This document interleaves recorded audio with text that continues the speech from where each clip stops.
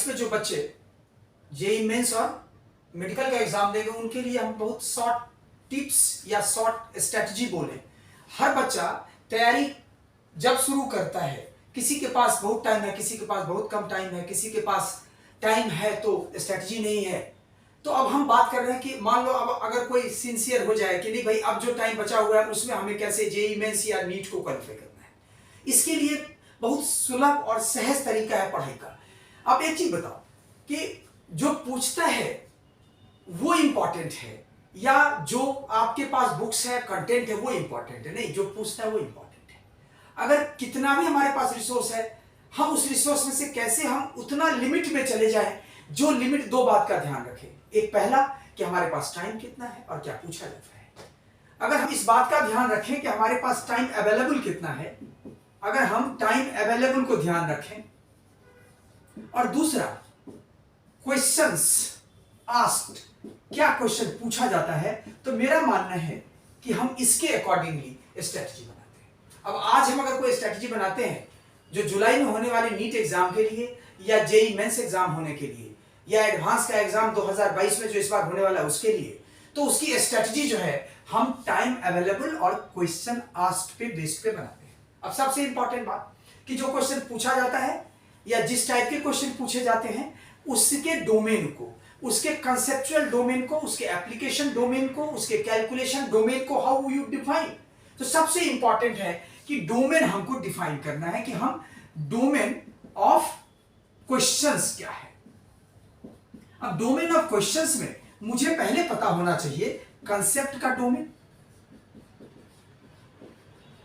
कि कंसेप्ट का डोमेन क्या है। मतलब आपको पता हो गया कि टॉपिक्स कौन सा सेलेक्ट किया, जो टॉपिक सेलेक्ट किया उसके कंसेप्ट के डोमेन पता होना चाहिए।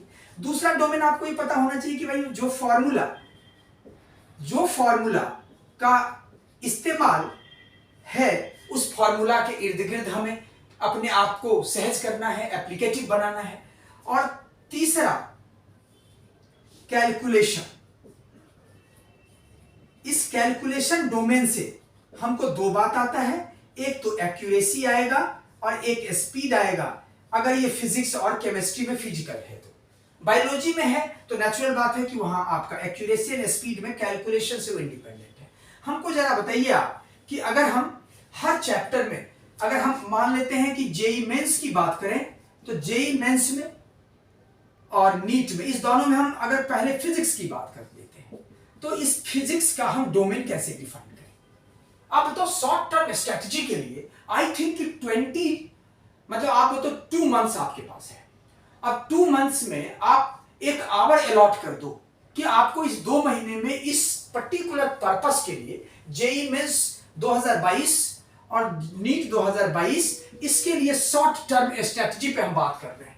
ये शॉर्ट टर्म स्ट्रेटजी में हमें क्या वर्क करना था, हमने आपको बताया कि हमें वर्क करना था इस दोनों पे। इसके बाद हम इस पे आ गए तो डोमेन ऑफ क्वेश्चन से हमें इसको खोजना है कि हम इस कंसेप्ट के डोमेन, फॉर्मूला के डोमेन, कैलकुलेशन के डोमेन पे वर्कआउट करें। अब जरा सा आ जाओ जेई मेंस और नीट 2020 के लिए हम अगर प्रिपेयर करना चाहते हैं, 2 months I think is very sufficient if you will go through accordingly, तो हमें 2 महीना में बहुत अच्छे से कर सकते हैं। अब एग्जाम्पल के तौर पे आप देखिए, आप अगर मान लो सपोज करो कि कोई भी चैप्टर आप उठाते हो, स्टार्टिंग से उठाओ। अगर पहला चैप्टर आप मान लो काइनेमेटिक्स लेते हो तो काइनेमेटिक्स में आपके दिमाग में पहले हो जाना चाहिए कि सर कॉन्सेप्ट डोमेन क्या है। अब क्वेश्चन उठता है कंसेप्ट डोमेन।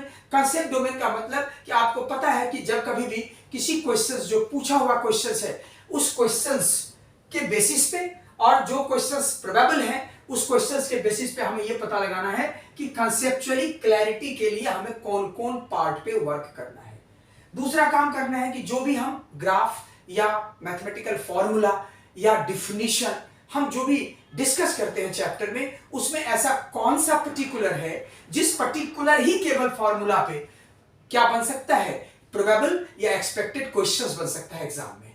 वैसे ही हम कैलकुलेशन, अब हम देखेंगे कि जितने टाइप के फिजिक्स में क्वेश्चन पूछे जाते हैं उसके कैलकुलेशन में हमें किस काइंड के calculation chapter respective to the chapters कैसी कैलकुलेशन बेस्ड होती है। क्या उसमें नॉर्मल सिंपल एडिशन सब्ट्रैक्शन आ रहा है, कहीं वेक्टोरियल आ रहा है, कहीं क्या इंटीग्रेशन डिफरेंशिएशन की बातें आ रही है। हम बात कर रहे हैं नीट और जेईई मेंस की, क्योंकि इसमें हमें क्वेश्चंस में पैसेंस जो है वो रिलेटिवली एडवांस से क्या रखना पड़ता है, कम रखना पड़ता है। मतलब हम किसी क्वेश्चन को बहुत कम समय में 2 या 3 लाइन में या जल्दी से सॉल्व करते हैं, वहीं एडवांस में ऐसा नहीं होता। तो हम बात कर रहे हैं जेईई मेंस और नीट का। तो आप बताइए, अगर हम इस पे वर्कआउट करें कि हम इस 3 चीज पे अगर हम कर लें और उसके बाद इसमें हम practice of questions based on above domain, इस एबव डोमेन में हम अगर प्रैक्टिस कर लें, और ज्यादा नहीं, अगर हम बात करें पूरी नंबर ऑफ क्वेश्चंस का, तो पूरी फिजिक्स में 500 क्वेश्चन सफिशिएंट है।